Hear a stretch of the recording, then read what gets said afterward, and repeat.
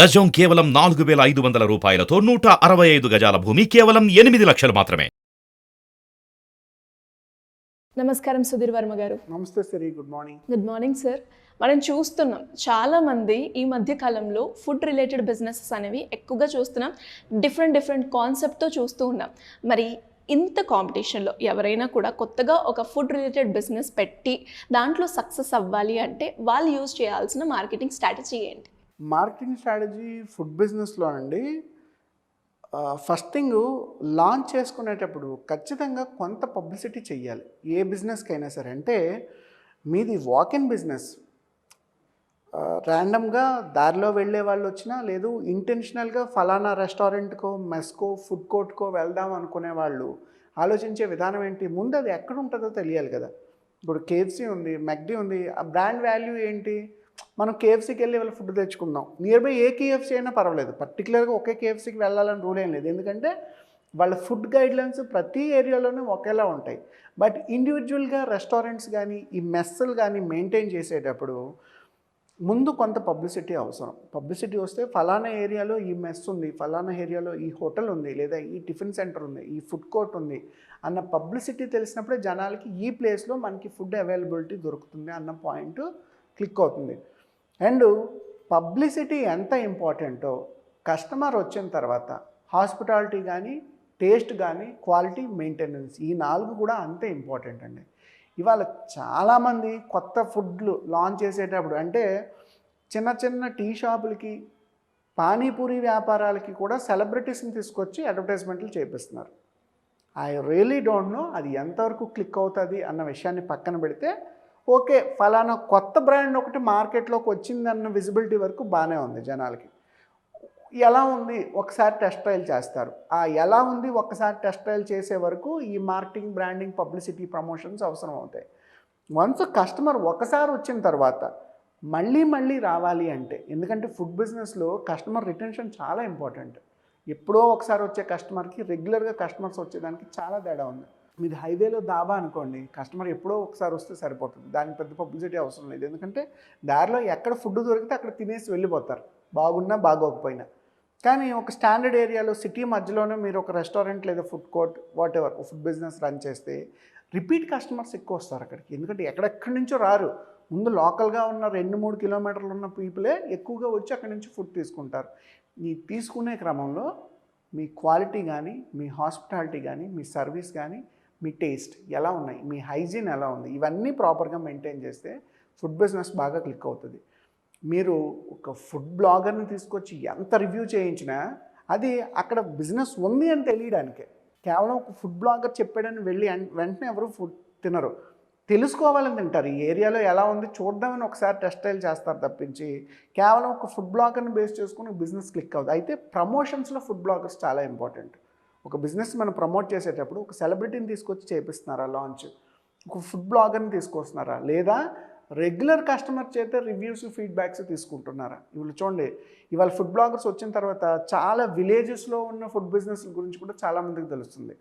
20 years 30 years నుంచి స్టాండర్డ్గా run చేస్తున్న బిజినెస్ గురించి కూడా చెప్తున్నారు. ఇవి ఎన్నాళ్ళు రన్ అవుతున్నాయి. ఫుడ్ బ్లాగర్స్ ఇవాళ వచ్చారు, కానీ 30-40 ఏళ్ళ నుంచి కొన్ని ఫుడ్ రెస్టారెంట్స్ ఎలా రన్ అవుతున్నాయి? Because of the taste, quality and customer service. ఇక్కడ కూడా మీరు ఎంత హైఫై ఏసీలో మెయింటైన్ చేసినా, ఒక కాస్ట్లీ ప్లేట్ వేసి కాస్ట్లీ ఐటమ్ సర్వీస్ చేసినా క్వాలిటీ బాగాలేదనుకోండి, ఒకసారి వస్తారు, రెండోసారి రారు, ఇంకా 4గురికి చెప్తారు ఫలానా ఏరియాలో ఫుడ్ పెద్దగా బాగాలేదు. అండ్ వచ్చేటప్పుడు ఈ సర్వర్స్ కానీ, సప్లయర్స్ కానీ వీళ్ళు కస్టమర్తో ఎలా ఇంటరాక్ట్ అవుతున్నారు అనేది కూడా చాలా ఇంపార్టెంట్ అండి. మీరు ర్యాష్గా, యాటిట్యూడ్గా, హార్ష్గా కనుక ఎవరైనా మాట్లాడితే దే విల్ డిస్కస్, ఏంటి వీడి యాటిట్యూడ్ ఏంటి ఎలా ఉంది. Hospitality first point customer service. కస్టమర్ని ముందు ట్రీట్ చేయడం తెలుసుకోవాలి. ముందు అక్కడే కనుక బిజినెస్ బెడిసి కొట్టింది అనుకోండి, ఫర్దర్గా వచ్చే వాళ్ళు కూడా తగ్గిపోతారు, చెప్తారు, అడగకపోయినా నెగిటివ్ రివ్యూస్ ఇస్తారు. తెలిసిందే కదా, పాజిటివిటీ గురించి తక్కువ చెప్తారు జనాలు, నెగిటివ్ వచ్చిందంటే ఎక్కువ చెప్తారు. సో ఆ నెగిటివ్ ఫీడ్బ్యాక్ రాకూడదు. అండ్ ఆ క్వాలిటీ, టేస్ట్, హైజీన్ ఎలా మెయింటైన్ చేస్తున్నారు, హైజీన్ చాలా ఇంపార్టెంట్ ఫుడ్ బిజినెస్లో.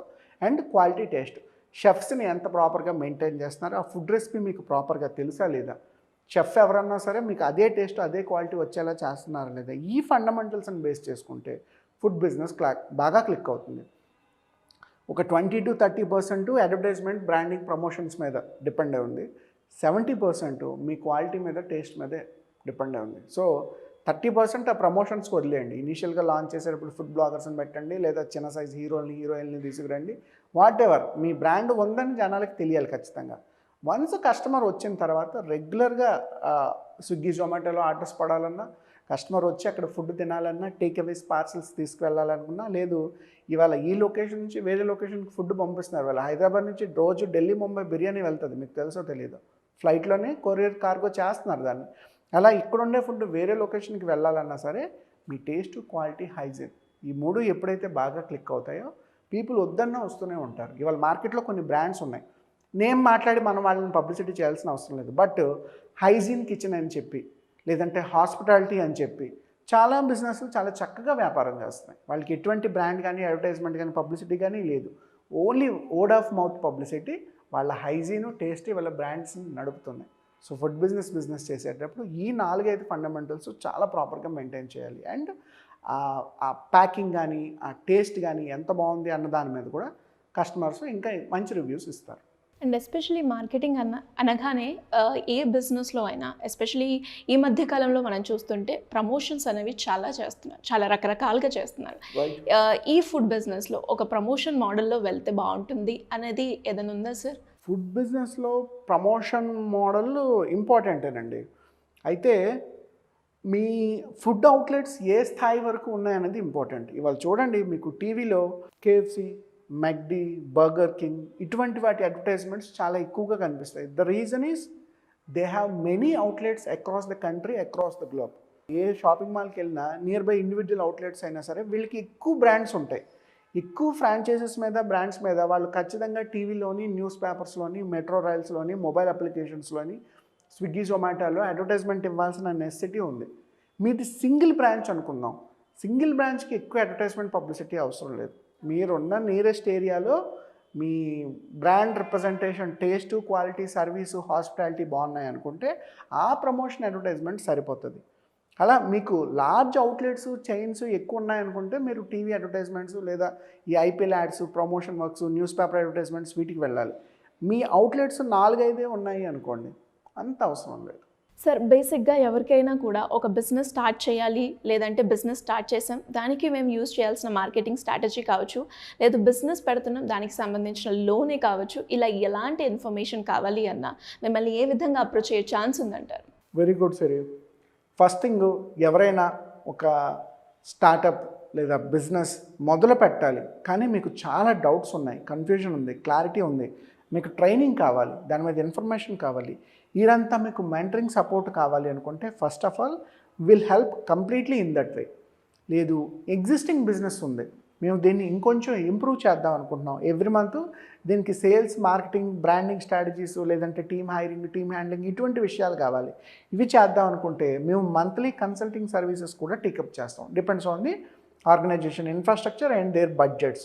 3, కొత్త బిజినెస్ ఎవరైనా స్టార్ట్ చేయబోయే ముందు చాలా డౌట్లు ఉంటాయి. మనం అసలు చెయ్యొచ్చా, చేయకూడదా, మనం సూటబుల్ అవునా కదా, మనల్ని మనం అనలైజ్ చేసుకోవడం ఎలాగా, మనల్ని కరెక్ట్గా ఎవాల్యుయేట్ చేసేది ఎలాగా, చాలామందికి డౌట్ ఉంటుంది. ఆ ఇన్ఫర్మేషన్ ఎవరికైనా కావాలంటే మనం రెగ్యులర్గా startup business boot camps, training programs కూడా కండక్ట్ చేసుకుంటాం. సో ఇనీషియల్ కన్సల్టింగ్కి రావచ్చు, మంత్లీ మెంటరింగ్కి రావచ్చు, రెగ్యులర్గా మనం కండక్ట్ చేసే ట్రైనింగ్ ప్రోగ్రామ్స్ కూడా అటెండ్ అవ్వచ్చు. అండ్ మోర్ ఓవర్ రీసెంట్గా 108 స్టార్టప్స్ ఫర్ ఉమెన్ వాల్యూమ్ 1 అనే ఒక బుక్ డిజైన్ చేసి అమెజాన్లో కూడా ప్లేస్ చేయడం జరిగింది. ఇందులో బిజినెస్కి అవసరమైన 40 ఫండమెంటల్స్, 108 స్టార్టప్ ఐడియాస్, ఏ ఉమెన్ అయినా ఇంటి దగ్గర నుంచి సులభంగా చేయగలిగే 108 స్టార్టప్ ఐడియాస్ ఒక బుక్ డిజైన్ చేసి అమెజాన్లో ప్లేస్ చేయడం జరిగింది. మీరు సింపుల్గా అమెజాన్కి వెళ్ళి 108 స్టార్టప్ ఐడియాస్ ఫర్ ఉమెన్ అని సెర్చ్ చేసినా మన బుక్ కనిపిస్తుంది.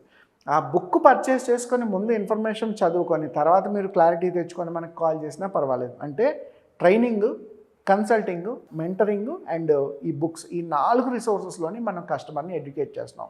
ఇలా కాకుండా మీకు అడిషనల్గా ఈ web development, digital marketing services, branding activities, business expansion, franchise expansion ఇటువంటివి ఏవైనా చేయాలన్నా we do the monthly consulting for that. ఇలా ఏ రకమైన ఇన్ఫర్మేషన్ కస్టమర్కి బిజినెస్ వైజ్గా అందులో గ్రో అవుదాం, డెవలప్ అవుదాం, ఎక్స్పాండ్ చేద్దాం అనుకుంటే కింద కనిపిస్తున్న నెంబర్ కనుక కాల్ చేస్తే మా టీము మీతో మాట్లాడి మీ అపాయింట్మెంట్ ఫిక్స్ చేస్తారు. ఇంకా అక్కడి నుంచి నేను పిక్చర్లోకి వచ్చి మీకు అవసరమైన గైడ్లైన్స్ 1-to-1 ఇంటరాక్షన్స్ ద్వారా మీకు రెగ్యులర్గా క్లియర్ చేయడం జరుగుతుంది. Thank you sir, thank you so much. Thank you Suri, have good day.